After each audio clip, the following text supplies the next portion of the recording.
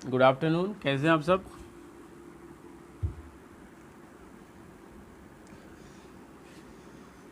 तो आप सबको वीडियोस मिल रही होंगी, ठीक है।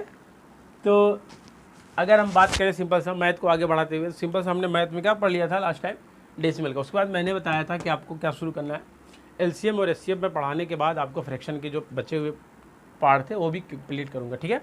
तो आज हमें क्या पढ़ना है, सिंपल सा एलसीएम एंड एचसीएफ, ठीक है। बहुत इंपॉर्टेंट टॉपिक है, बहुत इंपॉर्टेंट चैप्टर है, सिंपल सा समझे।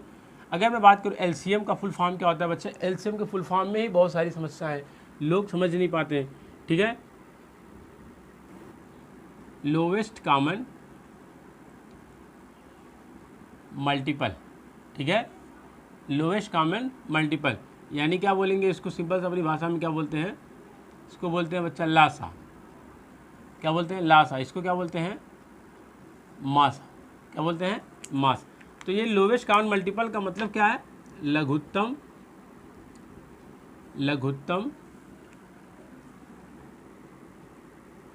समापवर्ती, ठीक है। क्योंकि मल्टीपल मतलब क्या होता है, सिंपल से अगर बात करें क्या होता है, अपवर्ती होता है। क्या होता है बच्चा? अपवर्त होता है। क्या होता है? अपवर्त होता है, ठीक है। अगर बात करें सिंपल सा एचसीएफ का क्या होगा,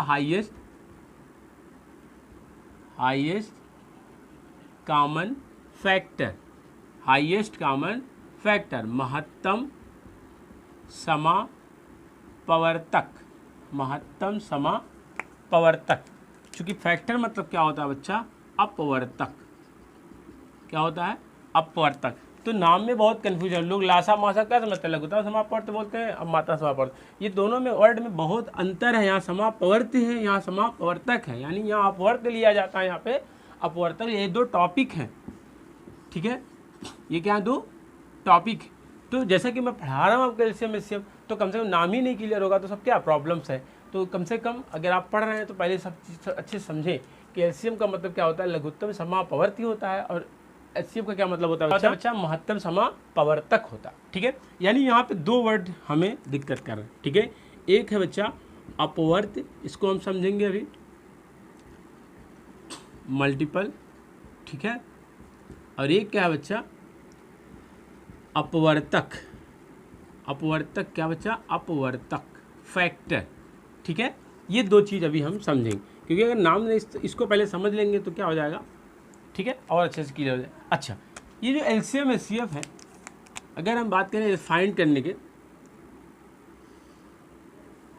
एलसीएम एंड एचसीएफ ज्ञात करने के विधि है बच्चा। ये नहीं कि एलसीएम सिर्फ एक विधि से ज्ञात होता है, ठीक है, बहुत विधि से ज्ञात होती है। सिंपल से अगर हम बात करें तो सबसे पहले बात करें सिंपल सा, तो पहला क्या है बच्चा, डिवीज़न मेथड। क्या है? Division method. डिवीज़न मतलब भाग विधि, ठीक है। अगर दूसरी बात करें प्राइम फैक्टराइजेशन मेथड, यानी अभाज्य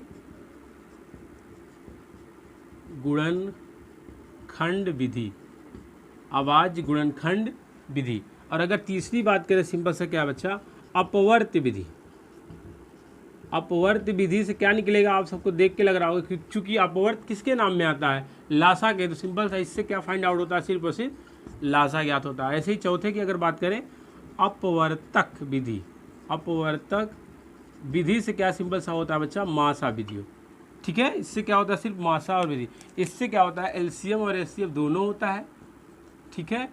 एलसीएम और एचसीएफ दोनों होता है, और इससे सिर्फ और सिर्फ क्या होता है, एलसीएम होता है, ठीक है।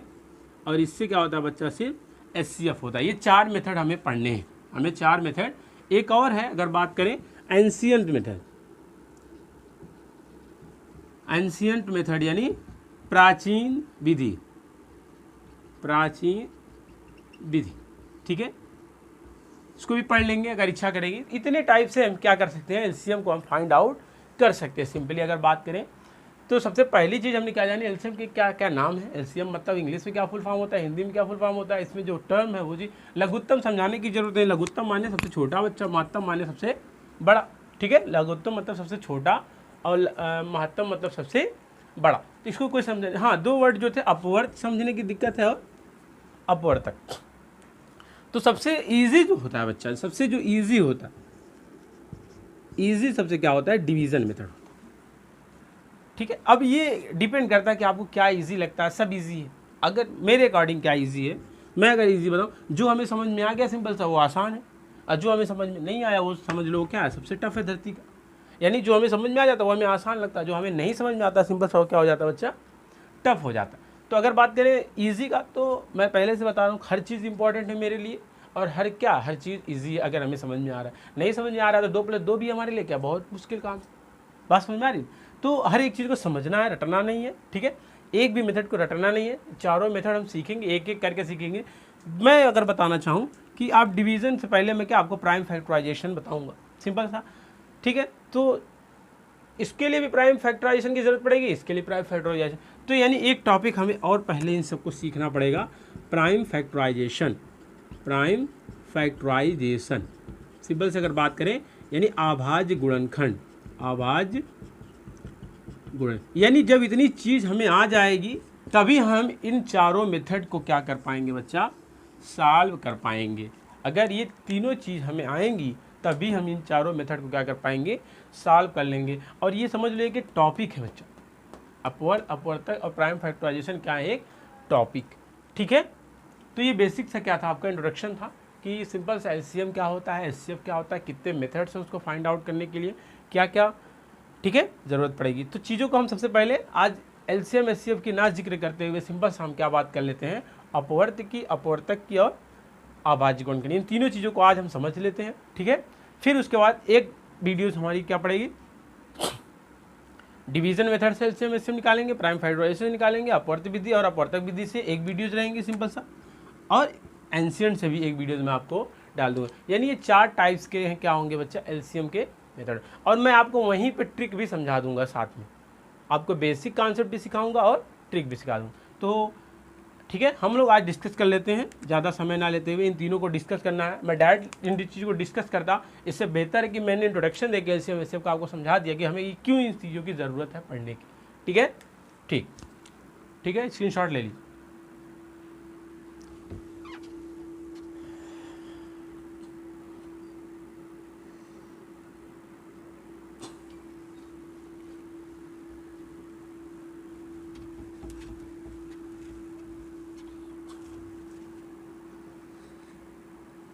तो हम लोग क्या पढ़ रहे हैं, हमारे को टॉपिक क्या है, एलसीएम एचसीएफ, लेकिन उससे पहले हमें 3 चीज़ों का डिटेल हमें जानना है। तो मैं सबसे पहले अगर बात करूं सिंपल सा,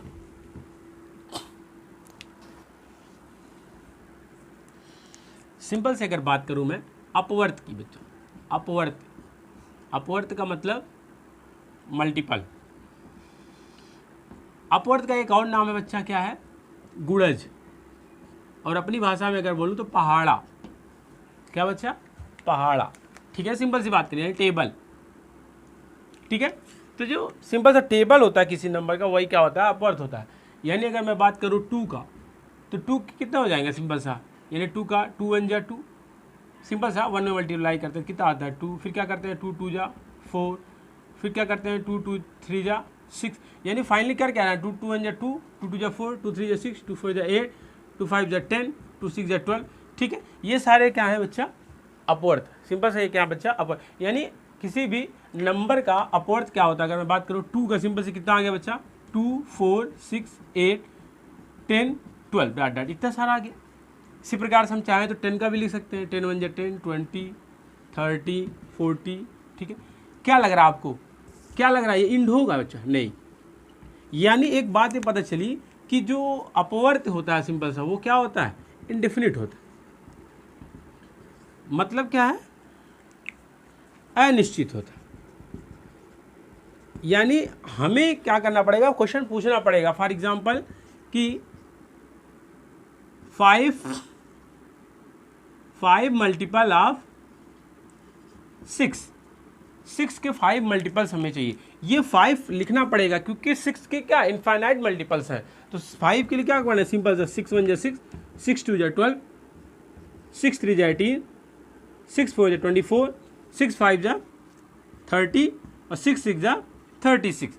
तो सिंपल सा ये क्या हो जाएंगे, 6 मल्टीपल हो जाएंगे, 5 मल्टीपल्स हो जाएंगे कितने, सिंपल सी बात करें 6 मल्टीपल्स हो गए, ठीक है। 5 मल्टीपल्स हो जाएंगे किसके बच्चा, 6 के हो जाएंगे। सिंपल से किसके हो गए, 6। यानी एक बात समझ में आई कि अपवर्त जो होता है हमारा वो क्या, सिंपल सा नॉट डेफिनिट है, ठीक है। अगर हम बात करें आगे अपवर्तक की,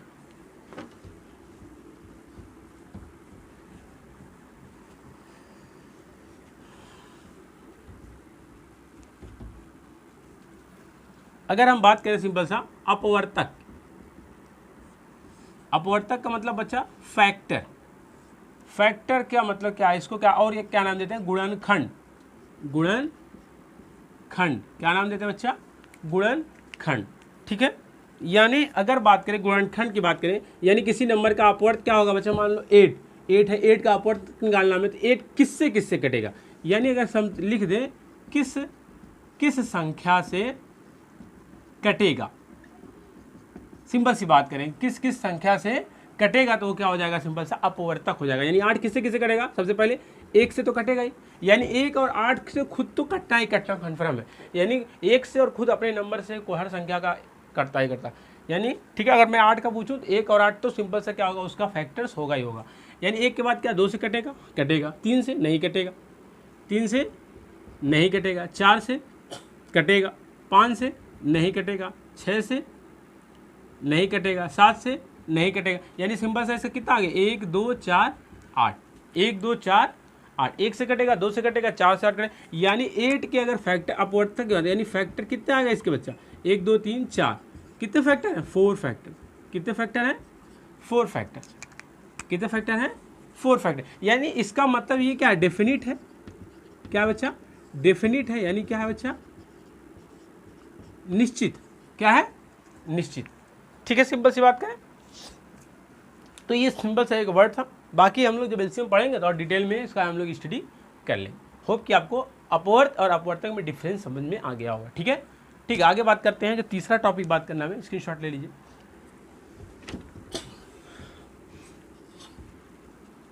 तो अगर आगे बात करें, जो तीसरी टॉपिक हमें पढ़नी है, सिंपल सा प्राइम फैक्टराइजेशन।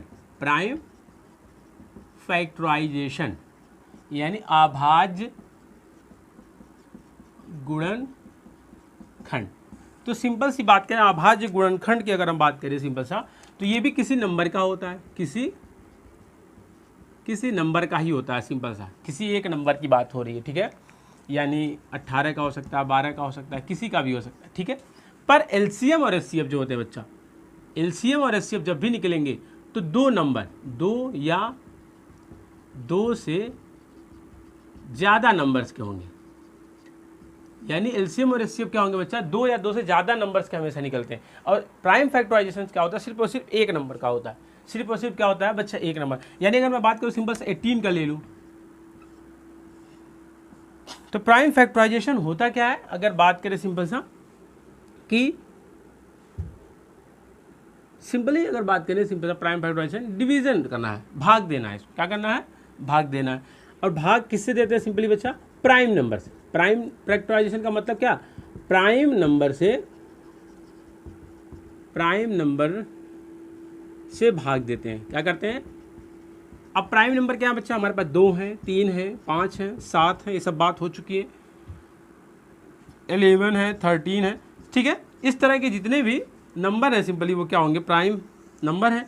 और सबसे पहले केस क्या करेंगे, सबसे पहले 2 से भाग देंगे, ठीक है, फर्स्ट स्टेप में, फिर सेकंड ये, फिर थर्ड ये, फिर फोर्थ, ठीक है, फिर फिफ्थ, फिर सिक्स, यानी क्रम से। यानी अगर कोई संख्या 2 से नहीं कट रहा है, फिर ही हम 3 से चेक करेंगे, फिर ही हम 5 से, फिर ही हम 7 से, यानी डायरेक्ट हम 7 से शुरू नहीं करते। ऐसा नहीं है आंसर गलत आ जाएगा, बट ये क्या क्रम से करेंगे तो आप कंफ्यूज नहीं होंगे और चीज़ें एक्यूरेट रहेंगी। तो अगर सबसे पहले बात करें सिंपल सा 2 से कटेगा कि नहीं कटेगा, 2 का भाग 1 में जाता नहीं है सिंपल सा, तो क्या करेंगे, दोनों में ले जाएंगे, 18 में, तो 2 9 जा 18। अब 2 से कटेगा क्या, 9 नहीं कटेगा। अब 2 से नहीं कटेगा तो क्या करेंगे, 3 से चेक करेंगे, और 3 3 जा 9, 3 से फिर कट जाएगा, 3 1 जा 3। यानी 18 का प्राइम फैक्टराइजेशन कितना आ गया, यानी प्राइम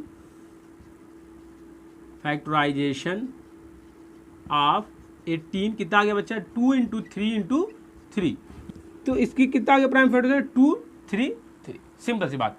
ऐसे ही 12 का भी निकाल सकते हैं, कितना आ जाएगा 2 से कटेगा 2 6 12, 2 3 6, 3 1 3, यानी 12 का कितना आ गया 2 × 2 × 3। तो सिंपल सा ये क्या है, प्राइम फैक्टराइजेशन किसी भी नंबर का निकालना है।